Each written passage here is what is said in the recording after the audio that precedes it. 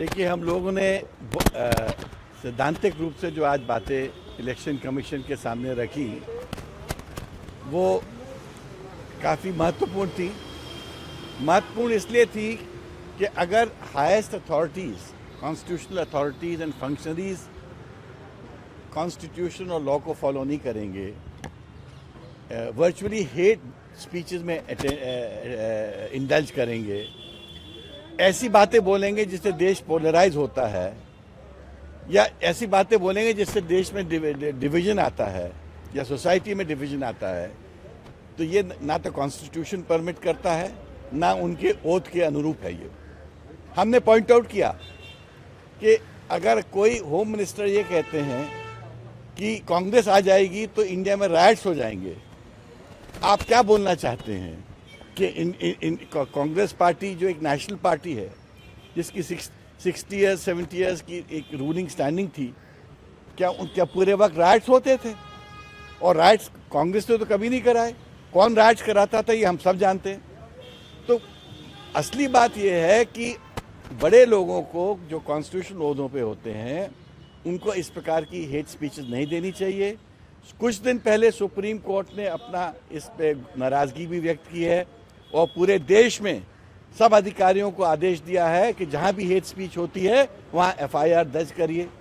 हमने वो ऑर्डर्स की कॉपीज भी उनको दे दी हैं और हमने कहा है कि जिन जिन लोगों ने, और हमने स्पेसिफिकली 3 लोगों के अगेंस्ट आज अपनी रिप्रेजेंटेशन दिए हैं। होम मिनिस्टर के अगेंस्ट दिया है, नड्डा साहब के अगेंस्ट दिया है और तीसरे योगी आदित्यनाथ जी के अगेंस्ट दिया है कि इन लोगों ने अपने शब्दों से जो बातें बोली हैं वो हेट स्पीच की परिभाषा में आता है और इसलिए इलेक्शन कमीशन को in terms of the law of the land, in terms of supreme court order, इस पर एक्शन लेना चाहिए।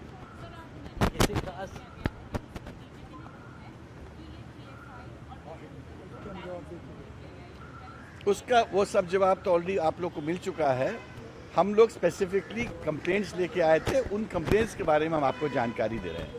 सर किसी खास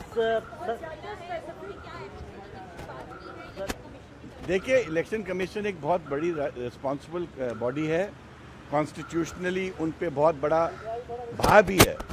तो we could see the seriousness in the expression. उनके फेस पे सीरियसनेस थी, उनके फेस पे कंसर्न थी और वो कंसर्न पूरे देश के लिए थी कि अगर हम इलेक्शन कैंपेन्स को इतने लो लेवल पे लेके जाएंगे और इस प्रकार की बातें करेंगे, क्या हम देश के संविधान को सुरक्षित रख पाएंगे? सर किसी स्टेटमेंट का जिक्र किया जैसे नड्डा जी या वो मैंने बताया ना, उन्होंने जो मेन जो बयान था, जो मेन बताया कि उन्होंने कहा कि कांग्रेस को अगर आप वोट दे के जिताएंगे तो कर्नाटका में राइट्स होंगे ना। हम ऐसी स्टेटमेंट सुन के भी आश्चर्य होता है कि होम मिनिस्टर ऑफ इंडिया ऐसी बात कह सकते हैं, क्योंकि होम मिनिस्टर बहुत बड़ी पोजीशन होती है, वो तो रक्षक हैं पूरे देश के और उनको राइट्स की बात करनी नहीं चाहिए। और इससे आप ये बताना चाहते हो कि क्या आगे चल के राइट्स होंगे, क्योंकि कांग्रेस तो वहाँ जीत रही है, हमको समझ आ रहा है। तो आप क्या लोगों को क्या भय दिलाना चाहते हो, क्यों डराना चाहते हो? ये अच्छी बात नहीं है। नहीं, देखिए ऐसा है, बात ये आपकी बात सही है कि हम शिकायत पहले कर चुके हैं। जो हमने पहले शिकायत करी थी उस पर अभी कोई स्पष्ट कार्रवाई नहीं हुई है, लेकिन हमने एक बात और कही है, हम दोनों ने मिलकर एक बात और कही है कि अगर कोई विशेष व्यक्ति जो कहाँ ऊंचे किसी पद पर है वो ऐसी कोई बात करे और उस पर कार्रवाई ना हो तो फिर अन्य लोगों को भी प्रोत्साहित करेगा, वो बात प्रोत्साहित करेगी कि आप भी कुछ कहो तो कोई रोकने वाला नहीं है। इसलिए हमने कहा कि इसको सिर्फ आइसोलेटेड ना समझे कि एक व्यक्ति विशेष ने कहा वो बात ख़त्म हो गई, इसलिए कि लग रहा है कि रिपीट ऑफेंस हो रही है।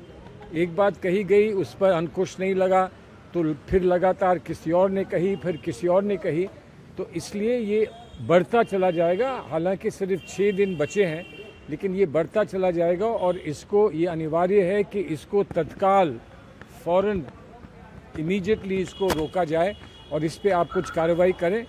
आज हमको बहुत ज़्यादा नहीं कुछ कार्रवाई के बारे में कुछ बताया गया है, बट ये कहा गया है कि हम इस पूरी बात को बहुत ध्यान से इस पर हम गौर करेंगे। गौर करने के बाद हम क्या कर सकते हैं, कितना कर सकते हैं, हम अवश्य आपको सूचित करेंगे। Thank you. बीजेपी का एक डेलीगेशन अभी आ रहा है आप लोग की शिकायत लेके। देखिएगा, वो हमसे अच्छी बात करता है कि हमसे कम बात करता है। सर इस पे तो बोलिए सर, प्राइम मिनिस्टर ने कहा आपके मैनिफेस्टो में कि आपने बजरंग दल पर देखिए, ये जो बात अपमान किया पार्टी की ओर से ये बात पार्टी की ओर से बात कही जा चुकी है। बात वो पूछ रहे हैं। देखिए, पार्टी की ओर से जो हमारा मैनिफेस्टो होता है उसमें जितनी बातें हम महत्वपूर्ण समझते हैं और जो जनता के ध्यान में हम लाना चाहते हैं वो बातें हमने मैनिफेस्टो में हम लाए हैं। मैनिफेस्टो में वहाँ पर बहुत विस्तार से प्रश्न रखे गए, उसके जवाब भी मिले हैं।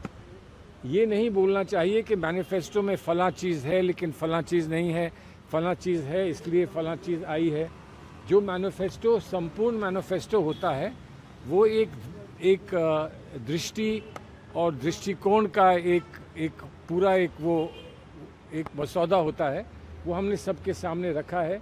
किस किस बात पर और विस्तार से कुछ बात होगी वो वहीं पर कर्नाटक में होगी। Thank you.